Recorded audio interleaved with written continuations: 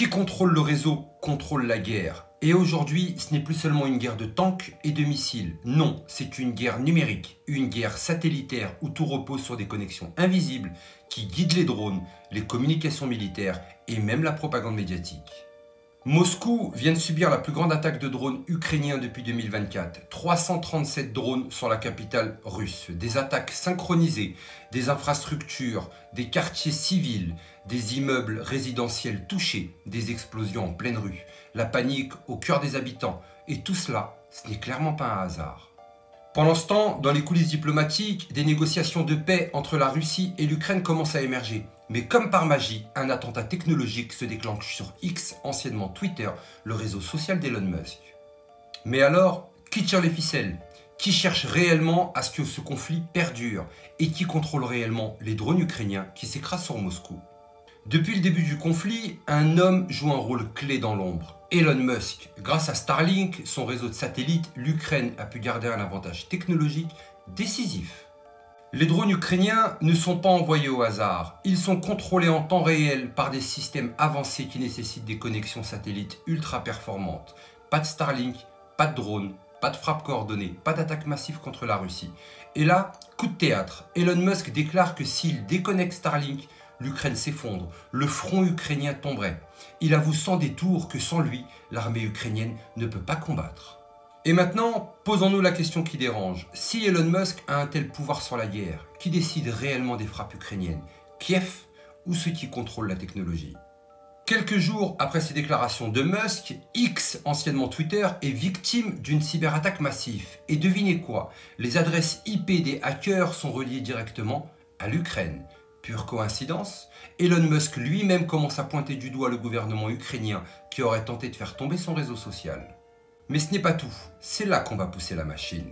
Le service de renseignement américain, via Wikileaks, a révélé l'existence du Marble Framework, un programme secret de la CIA. Son objectif, simuler des cyberattaques en faussant les pistes dans le but de faire accuser d'autres pays, la Russie, la Chine ou l'Iran. Mais alors, Elon Musk a-t-il réellement été attaqué par l'Ukraine ou par un ennemi beaucoup plus grand qui veut le faire punir d'avoir menacé de couper Starlink? Pendant ce temps, l'Europe joue sa propre partition. Bruxelles annonce que si Starlink est déconnecté, ce sont les satellites militaires européens qui prendront le relais. Pourquoi? Parce que sans Starlink, l'Ukraine ne peut plus attaquer Moscou. Et figurez-vous que Moscou a subi la plus grande attaque de drones ukrainienne depuis 2024. Vous commencez à voir où ça nous mène? Je suis pas sûr, mais je pense que Babel TV vous emmène toujours plus loin dans vos réflexions. Et c'est le plus important. Et Vladimir Poutine dans tout ça? Le président russe n'a pas mâché ses mots. Il rappelle que les drones russes, eux, frappent des objectifs militaires, tandis que les drones ukrainiens frappent des immeubles résidentiels avec des projectiles à billes métalliques, une technique terroriste bien connue visant à maximiser les victimes en explosant en milliers de petites billes mortelles. Une question simple, si l'Ukraine était réellement en position de force, pourquoi frapper des immeubles civils à Moscou? Et encore plus étrange, des soldats ukrainiens commencent même à désactiver Starlink. Pourquoi? Parce qu'ils accusent Musk de transmettre leur géolocalisation aux Russes. Pire encore, les Russes auraient réussi à trouver un moyen de pirater Starlink. Alors Elon Musk est-il vraiment un traître? Ou dérange-t-il un plan beaucoup plus vaste?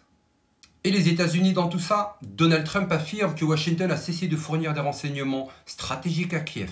Mais en réalité, des fuites de documents suggèrent que certaines agences de renseignement continuent à fournir des informations stratégiques à Kiev. Pourquoi cette ambiguïté? Parce que d'un côté, Donald Trump cherche à se détacher du conflit, pendant que l'OTAN et l'Union européenne veulent l'escalade. D'un côté, on parle de paix, de l'autre, on parle de drones et de continuer cette guerre. Mais posons-nous la véritable question. Qui tire réellement les ficelles derrière cette guerre? On nous parle d'une guerre entre la Russie et l'Ukraine, mais en réalité, c'est une guerre des réseaux, une guerre d'influence et de technologie. Starlink, les cyberattaques, les drones, tout cela est contrôlé par des entités qui dépassent largement Moscou et Kiev. Musk est-il un acteur indépendant ou un élément imprévisible qui dérange les plans de l'OTAN? L'Ukraine est-elle encore en train de se battre pour elle-même ou est-elle un pion sur un jeu géostratégique beaucoup plus grand? Et pourquoi frapper Moscou en pleine négociation de paix? Dites-moi en commentaire ce que vous en pensez et dites-moi qui est derrière tout ça. Pour ma part, je pense déjà avoir la réponse, mais j'attends que vous rejoigniez tranquillement ce combat. Prenez soin de vous, mais surtout n'oubliez pas, on n'est clairement pas au bout de nos surprises.